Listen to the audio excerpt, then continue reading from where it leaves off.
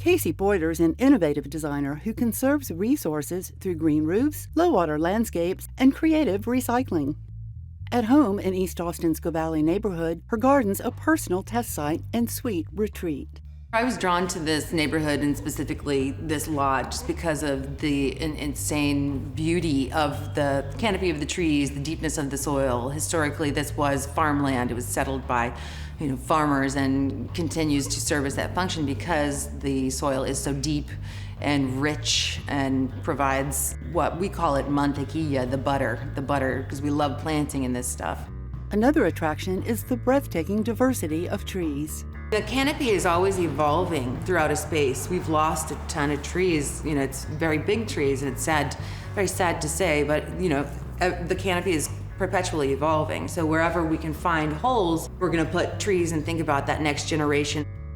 To enclose her gardens and design company's prep area, she went for long-lasting construction. My guys are custom welding the frame together. It's a steel frame, so it's gonna last 10 times longer than any wood post potentially will. We've broken it up into a 1/3, kind of 2/3. The bottom 1/3 is expanded metal.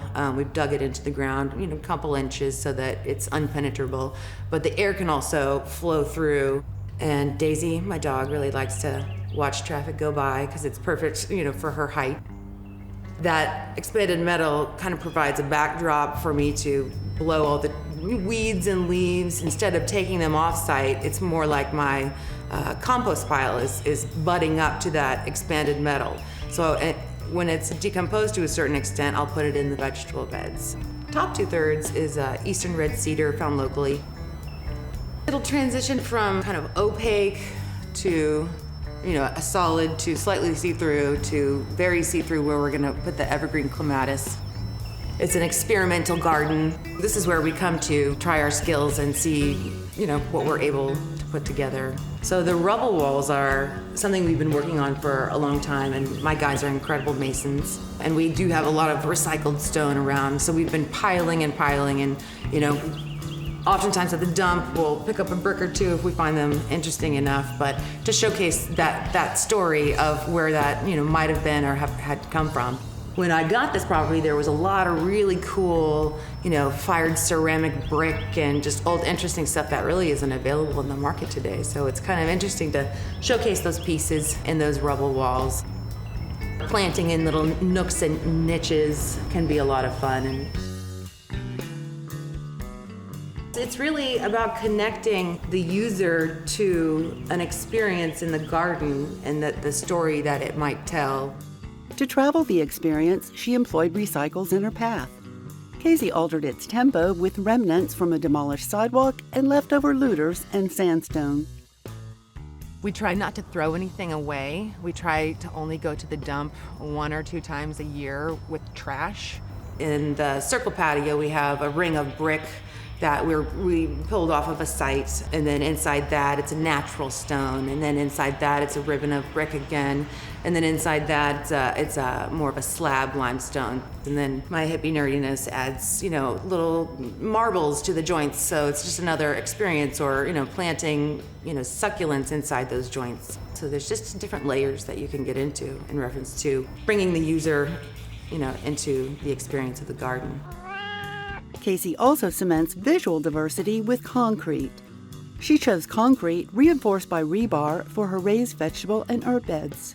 They might change from vegetables to another planting scheme as the canopy grows in and the shade is increased. Opposite the fence, clumping bamboo completes the frame. It's a multiplex, so it's hardier to 18 degrees or so. Shorter hedge variety, green hedge bamboo. And it responds really well to trimming back. It responds really well to machine trimming or hedging, so you can kind of shape it to whatever size you really want. It is a nice gesture that kind of leads you down that pathway from one end of that corridor to the next. Just kind of helps you hop along. Although some plants are transient by nature, Casey regards each new garden's long-term mission. And the rule that I hated to learn the most was, after watering, of course, was patience. You need to understand that It's going to take a garden quite a long time to come to fruition. The best gardens are the old gardens with the old plants that have, had the time to come into their own. So I've planted, some 1 gallon Arizona cypress. I know that those are going to take a long time, but they're going to take over that space eventually. But in the interim, I'll be filling in those spaces with things maybe I'll be transplanting in the future, just experimenting with. Instead of that being an empty space next to that Arizona cypress, it will be, other perennials that will, may or may not live there in 10 years. The evolution of the garden throughout time is just an important part. Ultimately, personal expressions create an experience, momentum, and a place of your own. To get to her design office, designed by architect Mel Lawrence, Casey simply walks across the yard from her house. In the shower room, Zach Zamora of Variance Designs built a living wall. He has a background in terrarium construction for museums and things like that, so this is a perfect melding of his talents. He's been doing these walls for a while and been researching these walls for a while and just other green infrastructure projects. I've been learning about living walls for a while with my green roof research, and I'd never really done an interior living wall before. And there are a lot of different elements that need to be balanced in order for it to succeed. So absolutely, I'm going to experiment with it.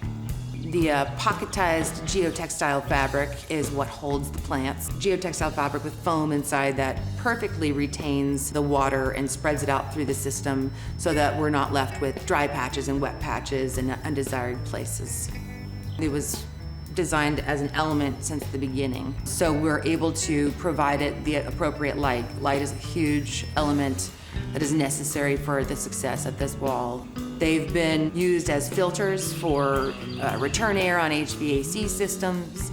They can be integrated into the loop, the water cycle of a site or a building as a whole to allow for the water to be cleansed and reused on a given site. So this can be a tool in your tool belt in reference to thinking about a site as a whole and its inputs and outputs in reference to water and resources.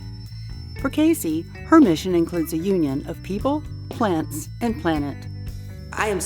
They're so very passionate about the construction side and seeing how things function and actually work, and I think that's a big part of our design build company. But overall, I think it begins with that design and that well thought out design. The elements of adornment are not enough, I don't think. I think there needs to be a bigger picture, a bigger message, a bigger way to link the user to their landscape through plants and gestures in the design phase. A way to connect our clients to their space and we so oftentimes forget the human species are animals too, so we are an integral part of our spaces.